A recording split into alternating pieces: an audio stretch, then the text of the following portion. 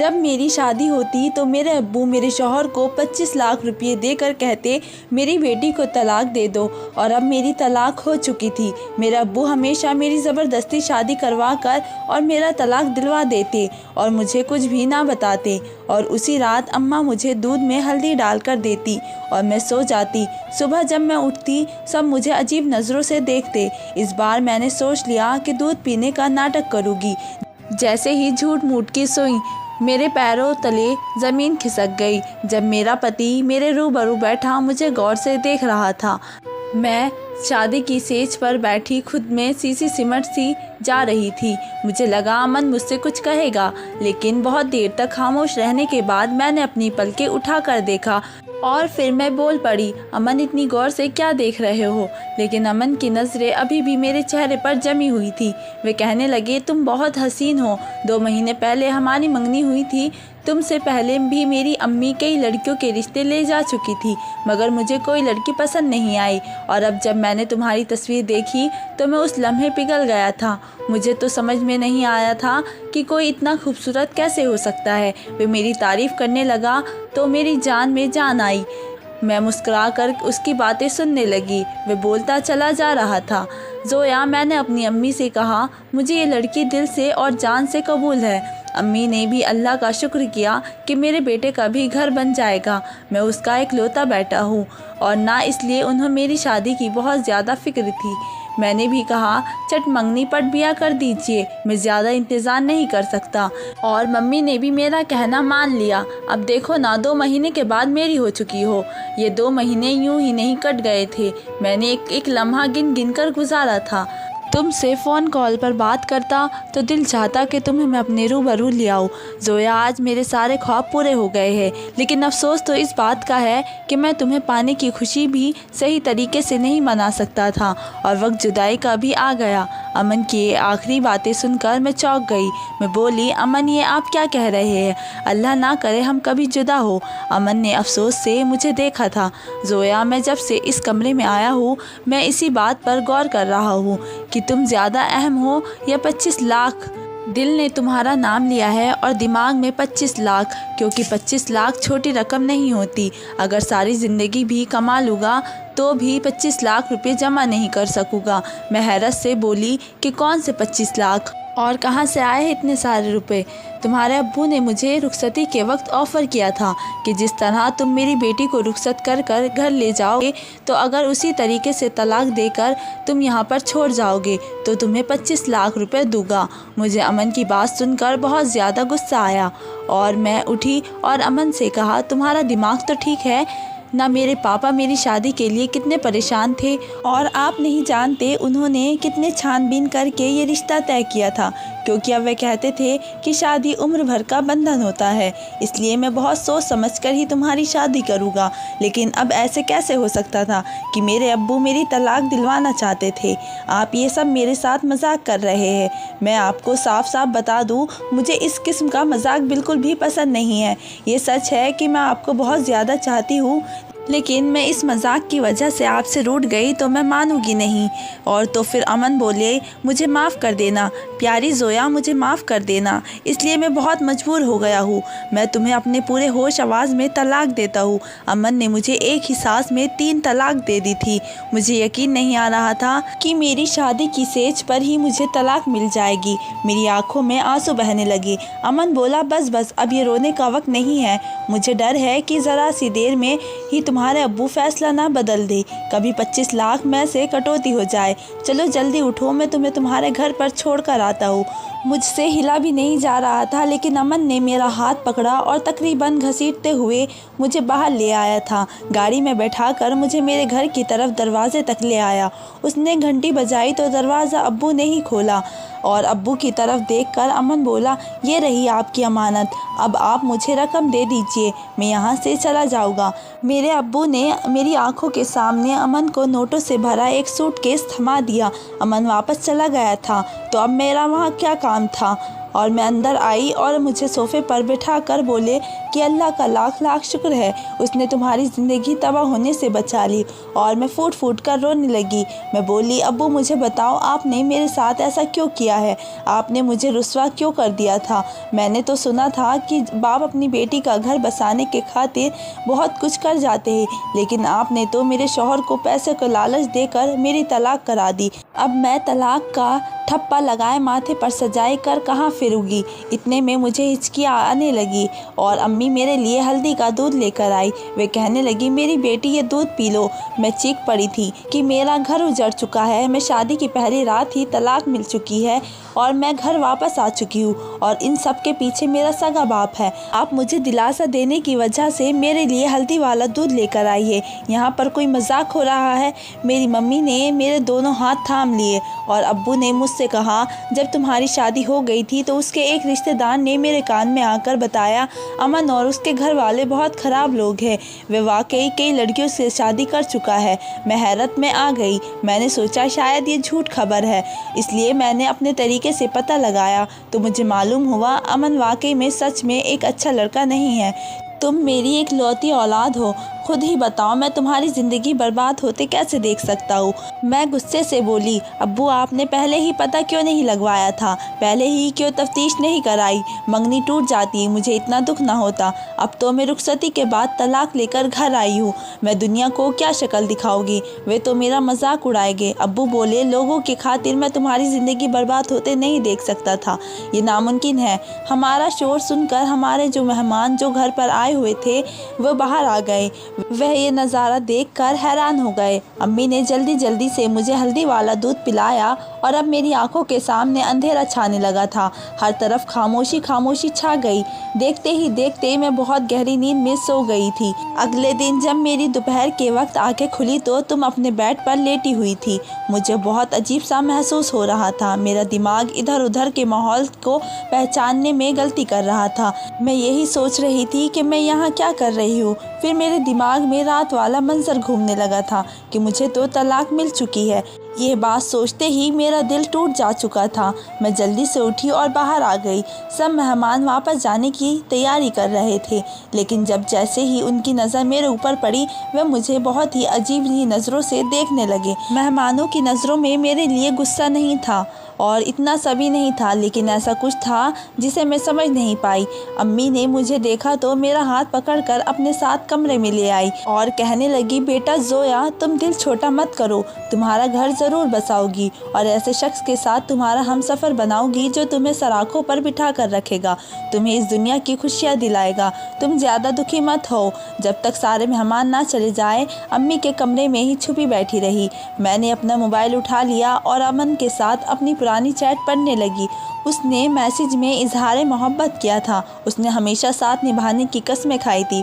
उसने मैसेज में लिखा था कि वह मुझे कभी नहीं छोड़ेगा। क्या कोई इंसान ऐसा भी कुछ कर सकता है? मेरे दिल से आवाज़ आई, ऐसा नहीं हो सकता। वह अब्बू से मुझे बेतहाशा नफरत महसूस होने लगी कि उनकी वजह से मेरा घर टूटा है। मैं लोगों से डरने लगी थी। इस वजह से मैं घर से बाहर भी नहीं निकलती थी। पर अब्बू जब ये सब देखते थे तो बहुत ही ज़्यादा मायूस हो जाते और वह मुझसे कहते कि बेटा जोया, बाहर निकलो, घूमो फिरो, खुद को यूं कैद करके मत रखो। मैं उनकी बातें एक कान से सुनती और दूसरे कान से निकाल देती, लेकिन अब वह ज़बरदस्ती मुझे बाहर लेकर जाने लगे और वे मुझे बहुत ज़्यादा वक्त देते और वे हर वक्त मुझे समझाते रहते कि एक दिन वे मुझसे कहने लगे, चॉकलेट पसंद है? मैंने हाँ में सर हिला दिया। तो कहने लगे कि चॉकलेट के लिए तुम किस हद तक जा सकती हो? मैं बोली, अब्बू मैं तो पहाड़ तक भी पहुंच सकती हूँ। तब अब्बू बोले, और अगर मैं तुम्हारे सामने एक तरफ चॉकलेट रख दूँ और एक तरफ बिरयानी तो तुम किसको चुनोगी? तो मैं एकदम से बोली, बिरयानी को, क्योंकि बिरयानी के सामने चॉकलेट की मोहब्बत कम हो जाती। तब अब्बू बोले, जोया तुम अमन के लिए चॉकलेट की हैसियत रखती थी और पैसा बिरयानी की। उसने पैसों के खातिर तुम्हें छोड़ दिया। अब क्या तुम सारी ज़िंदगी रो रो कर घर में बैठी रहोगी? अब्बू की बातें सुनकर मैं और रोने लगी। वे सच तो कह रहे थे। अमन ने मुझे छोड़ा था, उसमें ना कसूर मेरे पापा का था और ना ही पैसों का था, कसूर तो उसकी नियत का था। उस दिन मैंने सोच लिया था कि मैं अमन का ख्याल अपने दिमाग से निकाल दूंगी। अब अब्बू मुझे नए रिश्ते के लिए तैयार कर रहे थे। उन्होंने मुझे एक लड़के की तस्वीर दिखाई, मैंने अपनी राजमंदी बता दी। अब्बू ने उन्हें घर पर बुला लिया था और मेरी और आमिर की मुलाकात करा दी। आमिर एक अच्छा लड़का था। वह कहने लगा, मुझे पता है कि आपकी पहली शादी नाकाम हो चुकी है। मैं जानता हूँ कि लड़कियों के लिए शादी का टूट जाना बहुत बड़ा सदमा होता है। मैं आपको इस सदमे से निकालने की पूरी कोशिश करूँगा, आपको बेइंतहा मोहब्बत दूंगा। मैं आमिर की बात सुनकर पूरी राजमंद हो चुकी थी।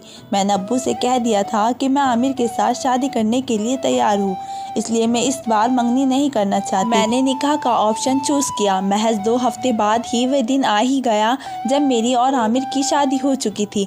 मैं खुश थी, लेकिन इस बार शादी की रात को लेकर थोड़ा सा डर मेरे अंदर बना हुआ था। वे कहते हैं ना कि दूध का जला हुआ छाछ भी फूंक फूंक कर पीता है। मैं आमिर के कमरे में बैठी हुई थी, बहुत खुश थी। वह मेरे पास आया, मेरा घूंघट उठाया और मेरे हाथ में सोने की अंगूठी पहनाकर बोला, सोया, मैं तुम्हें बहुत खुश रखने की कोशिश करूँगा। मैं मुस्कुराकर बोली, क्या मुझे तुम्हारी बात पर यकीन कर लेना चाहिए? आमिर ने इस बात पर सिर हिला दिया और बोला, मैं जान की बाजी लगा दूंगा। कभी आमिर के मोबाइल पर किसी का कॉल आया और उसने फ़ोन उठाया। बात करते करते उसके चेहरे की मुस्कुराहट कहीं गायब हो चुकी थी। वह कहने लगा, आप ये क्या कह रहे हैं? मैं आपकी बात समझ नहीं पा रहा हूँ। फ़ोन करने वाला शख्स ताबीरें देने लगा। फिर आमिर बोला कि मैं आपकी बात पर कैसे विश्वास कर लूँ। फिर पता नहीं फ़ोन के दूसरी तरफ शख्स ने ऐसा क्या कहा कि आमिर के चेहरे पर मुस्कुराहट आ गई। आमिर ने फिर फ़ोन बंद कर दिया और मेरे पास आकर बोला, जोया, मैं तुम्हें तलाक देता हूँ। यह अल्फाज सुनकर मैं हैरान हो गई। मेरे ऊपर दुखों का पहाड़ टूट चुका था। मैं ठीक कर बोली, और ये तुम क्या कर रहे हो? क्या बकवास कर रहे हो? फिर आमिर कहने लगा, मैंने 2 साल पहले एक प्राइवेट कंपनी में जॉब स्टार्ट की थी। मुझे बहुत बुरे हालात से गुजरना पड़ा था। मेरी तनख्वाह भी बहुत कम थी, जबकि मेरी वजह से उस कंपनी में बहुत फ़ायदा होता था। जिस दिन मैं तुमसे मिलने घर आया था, तब तुम्हारे अब्बा ने मुझसे पूछा था, बताओ आमिर, तुम्हारी ज़िंदगी की सबसे बड़ी ख्वाहिश क्या है? मैंने बोला था कि मुझे 20 लाख रुपए मिल जाए तो मैं अपना बिजनेस शुरू करना चाहूँगा। अभी तुम्हारे अब्बू का कॉल आया था, वह मुझे 25 लाख रुपए देने को तैयार थे, पर तुम्हें मेरी बेटी को तलाक देना होगा। मैं कशमकश में पड़ गया कि एक तरफ तुम थी और दूसरी तरफ मेरा ख्वाब। चलो अब उठो, मैं तुम्हें घर पर छोड़ कर आता हूँ, क्योंकि अब तुम्हारा और मेरा कोई रिश्ता नहीं रहा। मेरा सर चकराने लगा था। मैं दहाड़ कर बोली, नहीं जाना मुझे तुम्हारे साथ। उसका तो बोला, मैं खुद चली जाऊँगी। आमिर मुस्कुरा कर बोला कि ये मेरी मजबूरी है कि तुम्हारे अब्बू ने मुझसे बोला, अगर मैं तुम्हें घर छोड़ाऊँगा तभी वे पैसे देंगे। अगर मुझे तुम्हारे साथ ज़बरदस्ती भी करनी पड़े तो मैं करूँगा। मैंने सर हिला दिया और मैं कुछ कहे बिना भी आमिर के साथ चल पड़ी थी। जो मर्द मुझे पैसों के खातिर तलाक दे सकता था, वह कुछ भी कर सकता था। घर के दरवाजे पर आमिर ने ही ज़मानत दी और अब्बू मुझे देखकर बोले, आ गई मेरी बेटी। मेरे अब्बू ऐसे पूछ रहे थे कि जैसे मैं किसी ट्रिप से वापस आई हूँ। मैं कुछ ना बोली और अब्बू बाहर निकलकर आमिर से बात करने लगे और मेरी अम्मी हल्दी वाला दूध लेकर आई। मैं चीखने लगी और बोली, अम्मी, अब्बू ने मेरा दूसरी बार घर उजाड़ दिया है। तभी मुझे पीछे से अब्बू की आवाज़ आई, मैंने तुम्हें बचाने के लिए ही ये सब किया है। आमिर अच्छा लड़का नहीं था, वह तुम्हें खुश नहीं रख पाता। मैं गुस्से में बोली, अब्बू, मुझे हैरत होती है कि आपने करोड़ों का बिजनेस आप कैसे संभाल लेते हैं, जबकि तुम्हें तो कुछ पता ही नहीं है कि एक शख्स उस काबिल है भी या नहीं। आपको तो लोगों की परख है ही नहीं, आप एक फेल इंसान हैं। मेरी आवाज़ से अम्मी दहल रही थी। अम्मी ने कहा, बेटा, ये दूध पी लो, तुम्हें सुकून आ जाएगा। मैंने ना में सर हिला दिया, लेकिन अम्मी ने मुझे ज़बरदस्ती दूध पिलाया। दूध पीते ही मुझे सुकून मिल रहा था। मुझे नींद आ गई थी। अगले ही दिन मैं बहुत देर से उठी थी। दिन ढल रहा था। मैं सोकर उठी तो मेरे घर पर नौकर मुझे बहुत हैरत से देख रहे थे। मुझे समझ नहीं आ रहा था ये सब क्या हो रहा है। मैंने खुद को कमरे में बंद कर लिया था। अब मैं किसी से मिलती जुलती भी नहीं थी। अब्बू एक दिन मेरे पास आए और कहने लगे, मैं तुम्हारा इंतज़ार कर रहा हूँ कि तुम बाहर आओगी, हमसे मिलोगी। बातें करोगी, पर तुमने तो हमसे दूरी ही बना ली है। मैंने कहा, अब्बू मुझे बताइए आपने मेरे साथ ऐसा क्यों किया है, आपने मेरी तलाक क्यों कराई। अब्बू ने कहा, बेटा कभी कभी अपनी औलाद की बेहतरी के लिए माँ बाप को कड़वा घूंट पी जाना पड़ता है, वरना दुनिया में कौन ऐसा बाप होगा जो चाहेगा कि उसकी औलाद को मुश्किल हालात का सामना करना पड़े। मेरा बस चले तो तुम्हारे पाँव भी अपने हथेली पर रख दूँ, मगर ये दुनिया है बेटा, यहाँ औलाद और माल भी इंसान की आजमाइश इसके लिए उतारे गए हैं। मैंने जो कुछ भी किया बहुत तकलीफ़ में किया है, मैं ये सब कुछ नहीं करना चाहता था। मैंने कहा, अब्बू ये आखिरी बार था, अब मैं और अपने जज्बात के साथ नहीं खेलने दूंगी। अब्बू बोले, हाँ बिल्कुल वैसा ही होगा जैसा तुम कहोगी। उस दिन के बाद मैं अपने अब्बू के साथ बैठने लगी थी, उनसे बातें करने लगी थी, मगर मेरे मन में बहुत से सवाल थे। अब वे मुझे तलाक क्यों दिलवा देते थे? क्या मेरे दोनों शौहर ही बुरे थे? मगर अब्बू पहले पता क्यों नहीं चलता था? शादी की रात ही क्यों पता चलता था कि मेरा शौहर अच्छा नहीं है, कि उसकी तलाक करा दो। चलो ये भी मान लिया कि उसको पता चल जाता था, फिर ये 25 लाख की रकम देकर तलाक क्यों दिलवाते थे? मैं उन सवाल आपके जवाब में भी नहीं ढूंढ पाई थी कि अब्बू ने मुझसे कह दिया था कि मेरी बेटी तीसरी शादी करना चाहती है। मैं तो अब्बू की बात सुनकर आपे से बाहर हो चुकी थी। नहीं अब्बू, अब बहुत हो चुका।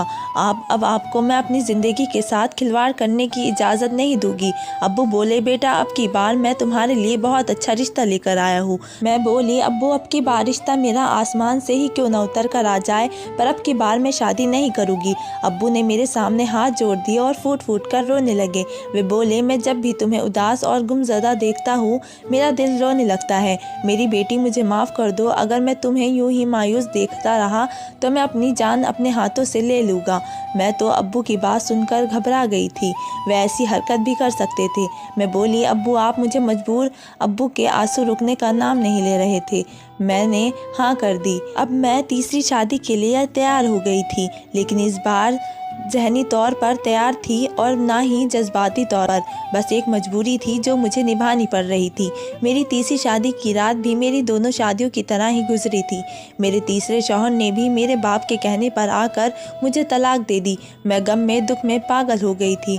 मुझे कुछ समझ में नहीं आता था कि क्या गलत है और क्या सही, और दिल में चाहता था कि पूरी दुनिया को आग लगा दूं और शुरुआत अपने बाप के घर से करूं। मुझे तीसरा शौहर भी मुझे मेरे बाप के कहने पर छोड़कर चला गया था, और अब मुझे अपने माँ बाप से नफरत हो चुकी थी। अब्बू अगर ये सब कर रहे थे तो मम्मी क्यों नहीं रोकती थी? वह बस मेरे लिए हल्दी वाला दूध लेकर हाजिर हो जाती थी। 1 महीना भी मुश्किल से गुजरा होगा। मेरे अब्बू ने मेरी शादी का सोचा।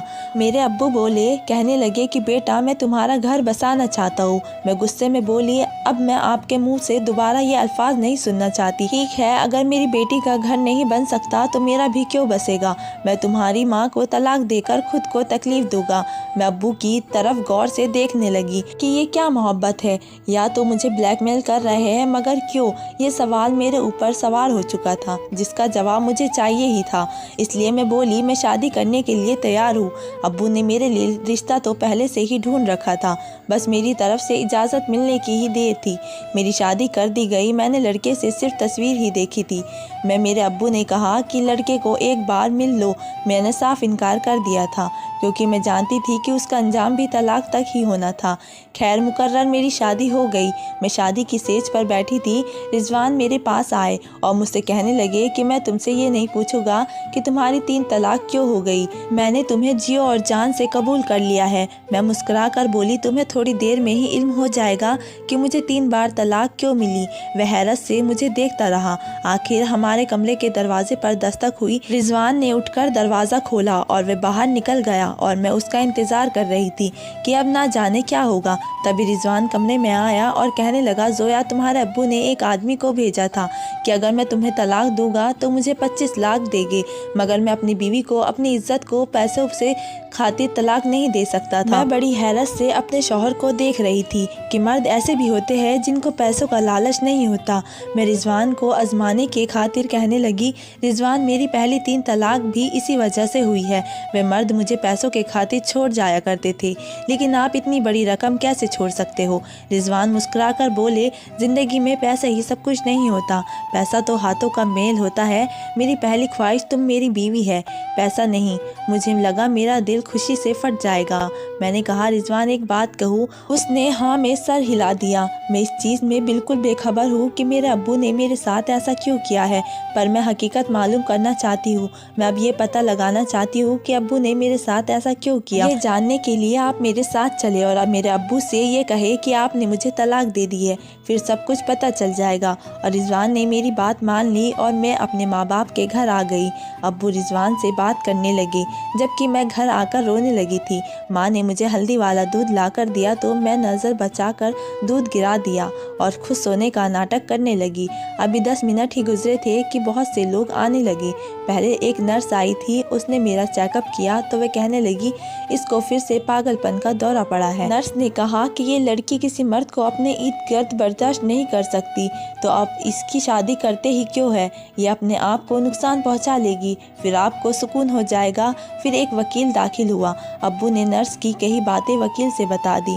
नर्स ने भी वही अल्फाज वकील के सामने दोहरा दिए। वहाँ पर रिजवान को भी बुलाया गया था। रिजवान बोला, जैसे ही मैं अपने कमरे में पहुँचा, मेरी बीवी ने मुझ पर हमला कर दिया। फिर बोली, तलाक दे दो वरना अपनी जान ले लोगी। मैंने उसे तलाक दे दी और ऐसा मुझे जोया के अब्बू ने कहने के लिए कहा था, मगर मैंने ऐसा बिल्कुल नहीं किया। मेरी बीवी बिल्कुल ठीक ठाक है। मैं भी उठकर बैठ चुकी थी और वकील साहब से बोली, ये सब मेरे खिलाफ साजिश है। मेरे बाप ने मुझे 3 बार तलाक दिलवाई है। वकील ने सर हिला दिया और बोला, जोया आपके सगे वाले बाप ने अपनी सारी जायदाद मरने से पहले तुम्हारे नाम कर दी थी, मगर उनकी वसीयत में एक शर्त थी, जब तक आपका घर बस नहीं जाता ये जायदाद आपके नाम पर नहीं हो सकती। आपकी सौतेला बाप इसी वजह से शायद आपके साथ ही खेल खेल रहा था। वह हर बार आपको तलाक दिलवा कर मुझे बुला लेता था और कहता था कि मेरी बेटी घर बसाने के काबिल नहीं है, वह दिमागी तौर पर बीमार है, और ऐसा ही बयान तुम्हारा शौहर भी दे जाया करता था। मैं हक्की बक्की रह गई कि जिसे मैंने अपना सगा बाप माना था वो तो मेरा बाप ही नहीं निकला। मैं बोली, अगर ये शख्स मेरा सगा बाप नहीं होता तो क्या हुआ? अब तो मेरी सगी माँ थी ना, फिर आपने मेरे साथ ऐसा क्यों किया? रिजवान कहने लगे, मैं बताता हूँ। तुम्हारी मम्मी ने अब्बू के साथ रहते हुए दूसरे शख्स के ताल्लुक रख लिए थे और उस शख्स के साथ भागकर तलाक ले ली थी। तुम्हारे सगे अब्बू उसी सदमे में चल बसे, इसलिए उन्होंने ऐसी वसीयत की थी कि तुम्हारी अम्मी की आंखों में शायद अब तक उसकी मोहब्बत की पट्टी नहीं उतरी, जो तुम्हारे साथ ये सब करने के लिए भी बाज नहीं आई। मैं फूट फूट कर रोने लगी थी। आज इस भरी दुनिया में मैं तन्हा रह गई थी। रिजवान ने मेरा साथ दिया था। मैंने अपने वालिदैन के खिलाफ धोखाधड़ी का केस दर्ज किया और उन दोनों को पुलिस पकड़ कर ले गई। जिन लोगों ने मुझ पर रहम नहीं किया, भला मैं उन पर तरस कैसे खा सकती थी? और जब तक उन लोगों की सज़ा नहीं मिल सकती, उनकी हसरत बदलने वाली नहीं थी। अब सारी जायदाद मेरे नाम हो चुकी थी। रिजवान और मैं दोनों ही सारी चीज़ों का ध्यान रखते थे। सच ही है, पैसा बहुत बुरी चीज़ है। ये अपने सगे लोगों का भी खून सफ़ेद कर देती है। तो दोस्तों, आपको मेरी कहानी कैसी लगी मुझे कमेंट बॉक्स में ज़रूर बताएं और मेरे चैनल को सब्सक्राइब भी करें। धन्यवाद।